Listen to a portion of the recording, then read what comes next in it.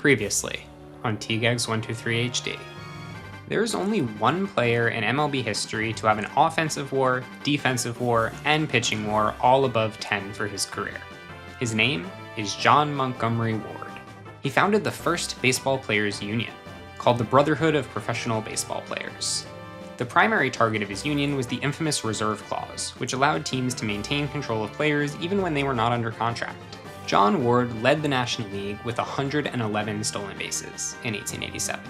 He blasted the National League for treating its players like property, comparing the reserve clause to the Fugitive Slave Act of 1850. The idea, proposed by Indianapolis Hoosiers owner John Brush, was to institute a classification system in which team owners classified players based on the owner's own subjective assessment of that player's value. Each classification came with salary limits. John Montgomery Ward and his Brotherhood of Professional Baseball Players would not stand for this. A new major league would be established for the 1890 season, and it would be run not by wealthy businessmen, but by the players themselves.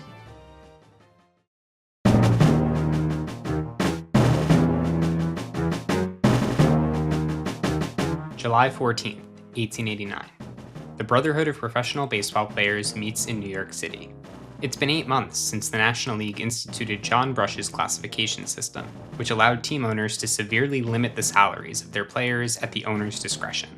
It's been 1.5 years since the National League expanded the reserve clause to 14 players, meaning that team owners had full control over pretty much their entire roster.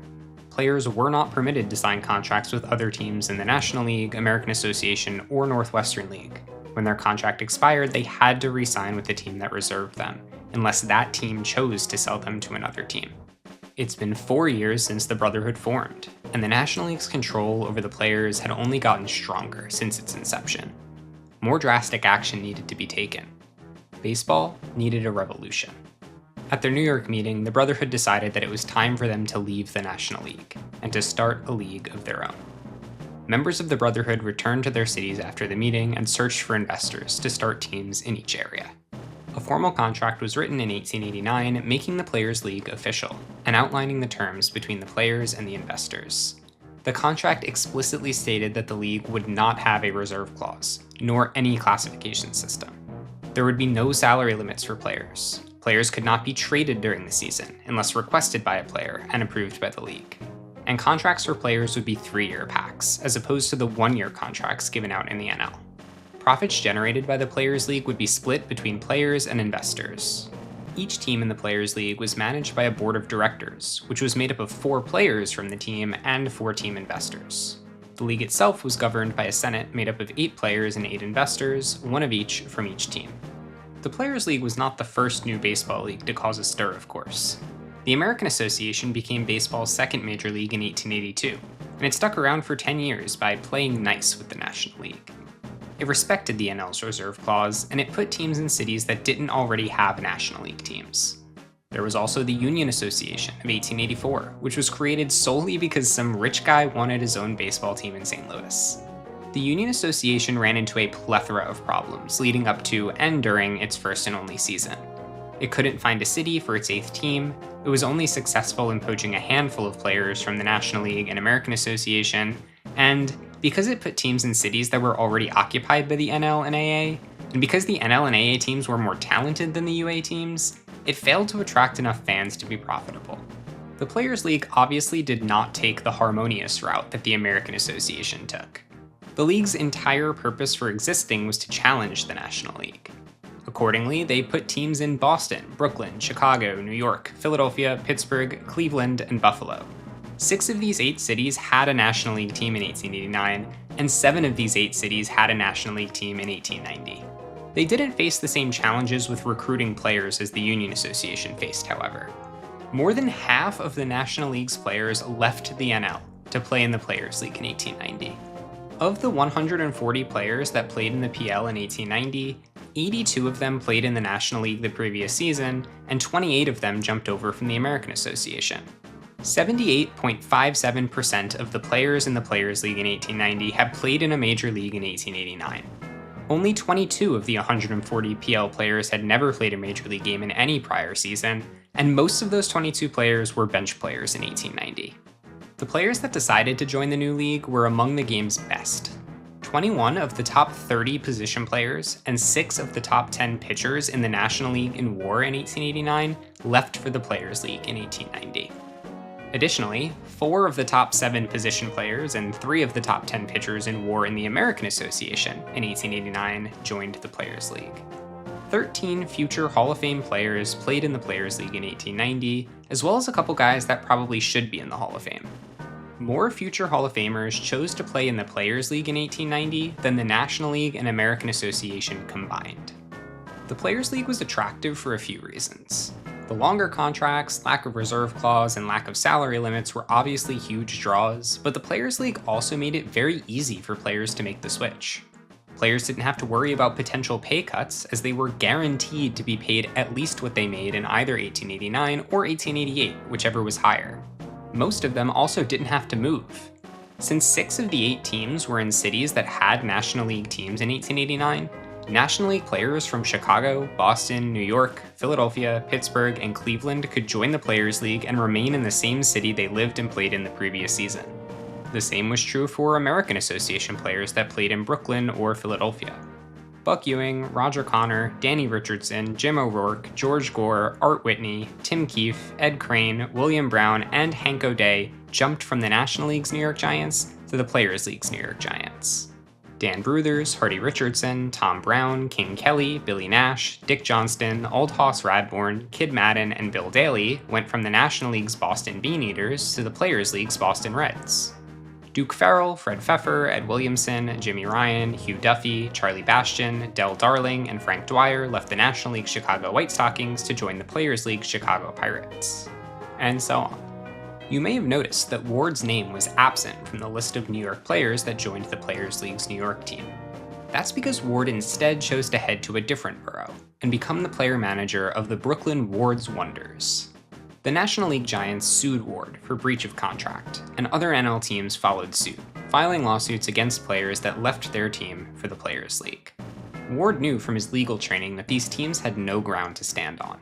The lawsuits were simply intimidation tactics, and their tactics failed. The players stood strong, and the lawsuits were thrown out in court.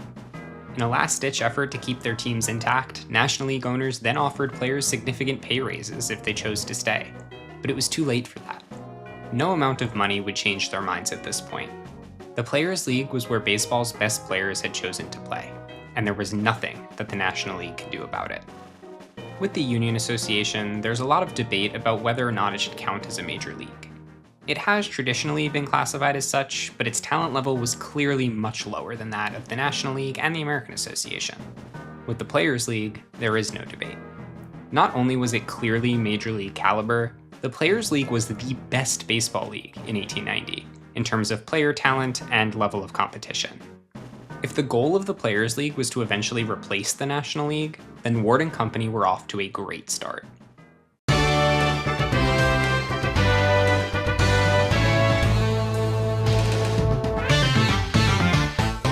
When it came time to create schedules for the 1890 season, the Players' League had a decision to make. Should they try to avoid direct competition with the National League and schedule games on days when NL games weren't taking place? Or should they challenge the NL directly by scheduling games on the same days? The league actually decided to do neither. Instead, Ward and Company opted for an even bigger power move. Rather than waiting for the National League to release their schedule, the Players' League developed theirs first and sent it to the National League, advising the NL to work around the PL's games. The National League chose to ignore the Players' League, however, and as a result, there were more than 40 dates for each team other than Buffalo in which National League and Players' League teams would be playing at home in the same cities at the same time. Fans couldn't possibly attend both games. They would be forced to choose. Would they pick the established league and team that they had been following for the past 15 years? Or would they choose to watch the league and team with the more talented players, and with the stars of the game that they were used to cheering for? The Players' League was not scared to go toe-to-toe with the NL. In response to the National League scheduling decision, Giants pitcher Tim Keefe said, quote, "I feel so strongly about the success of our cause that I would be eager to change the schedule right on to their dates if they make a single change. Why, bless you, we are not the weak side. We are the winners. We are the people."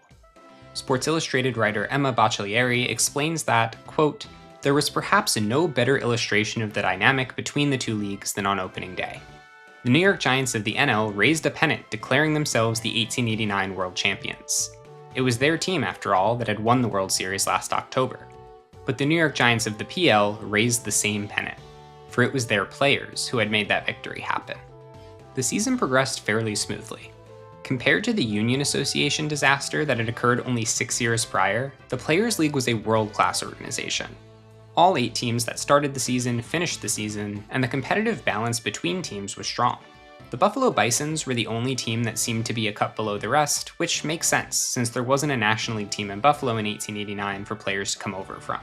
The Boston Reds won the pennant, led by solid offense from Dan Bruthers, Hardy Richardson, Howie Stovey, and King Kelly, and good pitching from Old Hoss Radbourn. Ward's Brooklyn team finished second in the league, with a 76-56 record. Ward himself had a great season, with a 113 OPS plus and a 335 batting average, which ranked 8th in the Players' League. His 188 hits were 3rd in the PL, and his 63 stolen bases ranked 5th. As the season came to a close, the answers to the aforementioned questions about which teams the fans would choose to watch were unambiguous. The fans chose the Players' League. The PL's total attendance in 1890 exceeded that of the National League by over 20%. The Players' League outperformed the American Association in attendance too, despite the American Association having no competition in 7 of its 9 cities. The PL's teams were preferred in Boston, Chicago, Cleveland, New York, Philadelphia, and Pittsburgh. Brooklyn was the only city in which the National League drew more fans, and that's likely because the Brooklyn Bridegrooms were the NL's best team that year. Even though Ward's Wonders had more talented players, fans were more likely to see a victory at a Bridegrooms game. John Montgomery Ward had done the impossible. He created his own league, convinced baseball's best players to join him, and waged war on the seemingly invincible National League. And he won. The National League was no longer the premier baseball league. It lost hundreds of thousands of dollars in 1890. The Players' League was both the players' choice and the fans' choice. So why didn't it return for another season in 1891?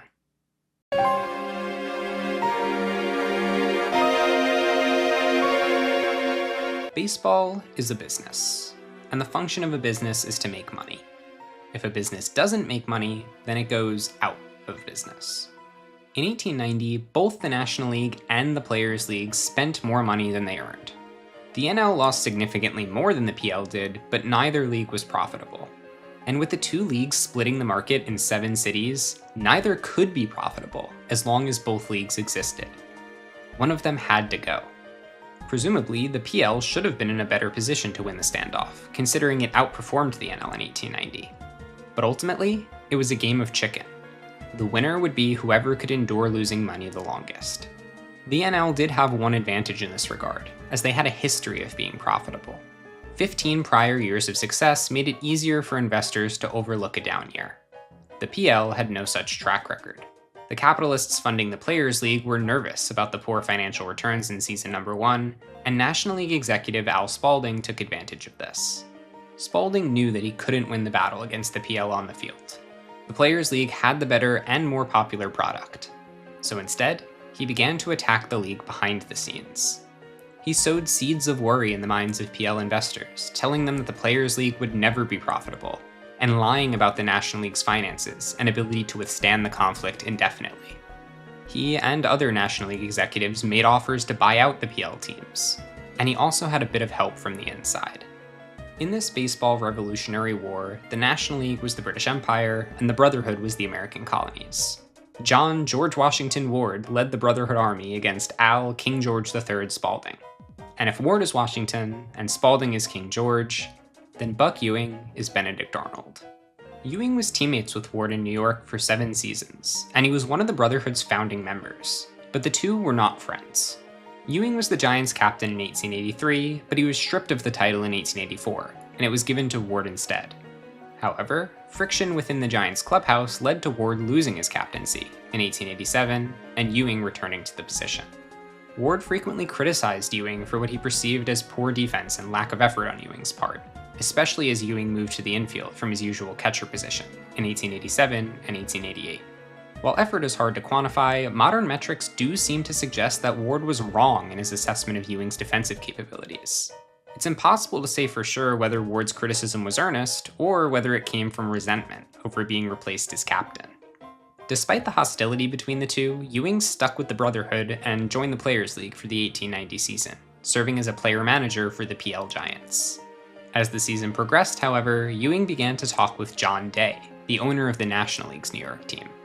He was also in communication with Al Spalding, Cap Anson, and Mickey Welch, all of whom were prominent National League figures. We don't know for sure whether Ewing planned to stab the Players League in the back all along, or whether he was persuaded by Day and company during the season, but stab he did. At the end of the 1890 season, John Day made an offer to the investors of the PL Giants to have the team merge with his NL Giants, and Ewing helped to convince the PL investors to agree to Day's proposal.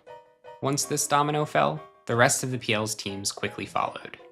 A few months after the New York merger, the Players League was officially dead. All of the teams were either sold or consolidated with existing teams in the National League or American Association.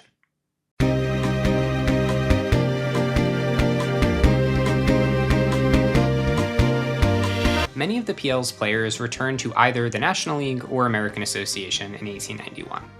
While team owners were undoubtedly mad at the players for abandoning the team, they needed them to return. Too many players had left to hold a grudge against them all. Similarly, while the players were still opposed to the reserve clause and the other practices and policies that they had protested against, they had no option but to return to either the NL or AA if they wanted to continue playing Major League Baseball. Everything returned to the status quo, as if nothing had happened. 1 year after the collapse of the Players League, the American Association also fell. It had also been hurt financially by the war between the PL and the NL, especially in Philadelphia and Brooklyn, where both the NL and PL also had teams. Baseball had gone from 3 major leagues in 1890 to just 1 in 1892. The National League would remain the sole major league until 1901, when the American League was formed. And that reserve clause that the Brotherhood fought so hard against? It would remain in place for another 85 years. It wouldn't be removed until 1975, after Curt Flood brought the issue up again by suing Major League Baseball, echoing some of the same sentiments that Ward had expressed 8 decades earlier, about the league treating its players like property. John Ward was among the players that returned to the National League in 1891. He did not go back to the Giants, opting instead to stay in Brooklyn and play for the Bridegrooms. He was good for Brooklyn in 1891, and even better in 1892. He led the league in both stolen bases and base running runs in 1892, the second time in his career that he had led the league in both of those stats. His 4.2 WAR in 1892 was the second highest of his career since becoming a full-time position player, behind only his remarkable 1887 campaign. He also continued to prove his excellence at every aspect of the game, as he moved from shortstop to second base in 1892 and was a plus defender at his new position. In 1893, Ward returned to the New York Giants as a player-manager. The very first thing that he did upon arriving was trade away Buck Ewing. In return, the Giants received George Davis from Cleveland. While spite may have been involved in Ward's decision, this is ultimately one of the greatest one-for-one trades of all time. Ewing played only 2 seasons in Cleveland, accumulating 3.1 wins above replacement, while Davis played the next 9 seasons in New York, hitting .332 with a 132 OPS+, 357 stolen bases, 58 fielding runs, and a 44.7 WAR. Ward himself had another great season in 1893, hitting .328 with a 111 OPS+, and 3.7 wins above replacement. After a subpar 1894 season, Ward announced his retirement at 34 years of age. Following his retirement from baseball, Ward passed the bar exam and started a legal practice in Brooklyn. One of his first cases brought him right back to baseball, as he represented second baseman Fred Pfeffer and pitcher Amos Russi in a lawsuit against the New York Giants. Ward moved to Long Island later in life, where he started his own ice company, fuel company, and newspaper. He also founded the Long Island Golf Association, as he had developed a passion for the game in his retirement. He became a proficient golfer, winning the Nassau County Championship when he was 62 years old. I opened part 1 of this 2-part series with the fact that John Montgomery Ward is the only player in Major League Baseball history to have an offensive WAR, defensive WAR, and pitching WAR all above 10 for his career. He's also one of only 32 players with at least 2,000 career hits and at least 500 stolen bases. And remember, stolen bases were only recorded for half of his career. Of those 32 players, he is the only one with 150 wins as a pitcher. He's also the only one with 100 wins as a pitcher. And the only one with 50 wins as a pitcher. You know what? Let's remove the stolen base requirement. Here's a list of all MLB players with at least 2,000 hits and at least 100 wins as a pitcher. Oh, it's still just John Ward. John Ward could hit. John Ward could pitch. John Ward could field. John Ward could run the bases. John Ward could play 7 different positions. John Ward could hit from both sides of the plate. John Ward could manage. John Ward could make trades. John Ward could practice law. John Ward could speak 5 languages fluently. John Ward could found and lead the first ever baseball players union. John Ward could create his own league. John Ward, and likely only John Ward, could lead that league to victory over the National League, even if the victory was only temporary. In part 1, I declared that John Montgomery Ward is the most well-rounded player in baseball history. But I was wrong. He's not just the most well-rounded player in baseball history. He's the most well-rounded person in baseball history.